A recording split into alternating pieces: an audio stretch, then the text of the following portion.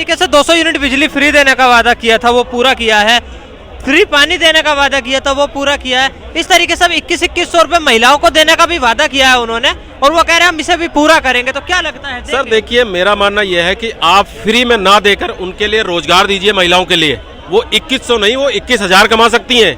आप उनको मौका दीजिए, उनके लिए रोजगार तैयार कीजिए। ये 2100 की भीख नहीं चाहिए। रोजगार सर देने का वादा तो मोदी जी ने भी किया था, 2 करोड़ नौकरियां दूंगा हर साल। कोई भी सरकार हो, उस पर अमल करना चाहिए। आप अगर वादे करते हो तो उसको अमल करिए, ये नहीं कि आप दूसरे के ऊपर ठेका फोड़ते रहिए, वो गलत चीजें हैं। भाई जनता है ये, आप सरकार जो है जनता चुनती है, तो जनता को ही अगर ये बेनिफिट ना मिले तो बेहतर है फिर काम करने का। सरकार का क्या मतलब है? हम लोगों का ये है कि भाई हम आपको वोट देते, हम चाहते हैं अच्छी सरकार बने और हमारे लिए सुविधा उपलब्ध हो, तो नहीं हो पाती हैं। तो उस पे सरकार को विशेष ध्यान देना चाहिए, ना कि अपोजिशन पे ठेकरा फोड़ो या अपोजिशन सरकार पे फोड़े। उस पे के काम करना चाहिए जो जनता के हित में हो। आप अदर कंट्रियों में देख लीजिए कहाँ से कहाँ पहुँच गए वो लोग, हम कहाँ हैं अभी। तो उन सब चीजों, नहीं लगता जब से बीजेपी की सरकार आई है हमें देश में हिंदू मुस्लिम कुछ ज्यादा सुनने मिल रहा है, जिस वजह से हमारी प्रोडक्टिविटी कम हो रही है और हम पीछे की तरफ जा रहे हैं आगे बढ़ने के? देखिए, हिंदू मुस्लिम का काम है। जब मुस्लिम शासन था उन्होंने क्या किया? बहुत सारी चीजें उन्होंने गलत की। जितने हमारे मंदिर हैं उन पे क्यों मस्जिद बनी हुई है, ये भी देखने वाली चीज। उन्होंने ये क्यों किया था भाई? तो अब जो हमारी चीजें हमें वापस कर दो, क्या दिक्कत है?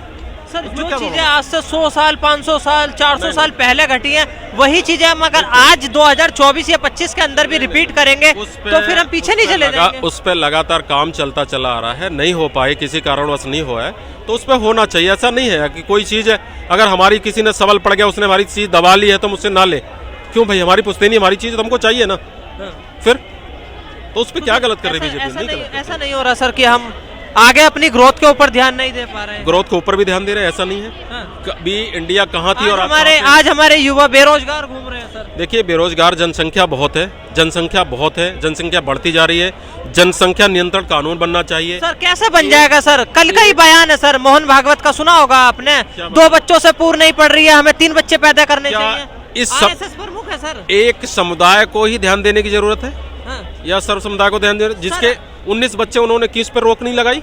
सर मुझे बताइए ना, कोई एक परिवार बताइए ना जिनके 19 है। देखिए, बहुत सारे परिवार हैं ऐसे, मुझे जानकारी में नहीं है, लेकिन मैंने कुछ हमारे आसपास भी रहते हैं लोग जिनके 10-10 12-12 बेटे हैं, बच्चे हैं। वो कहाँ से आएंगे? उनके घर मकान रहने को नहीं है। आपने 12 बच्चे पैदा किए तो उनके लिए आप सुविधाएं तो जुटाइए, तब तो करिए ना 12 बच्चे। तो गलत है ना?